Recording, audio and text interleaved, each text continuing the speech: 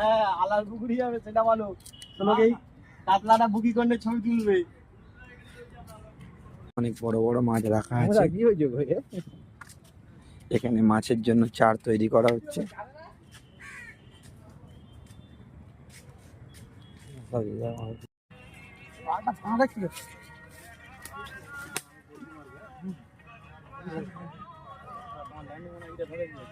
ধর।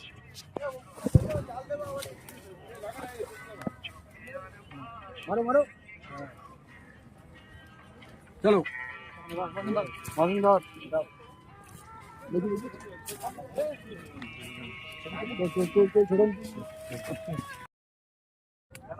মোট সামনে গেলি তো এ শালা টাইট থাকে তো ছিঁড়ে যায়। আমার নিজেরই ঘুরিয়ে দিন তো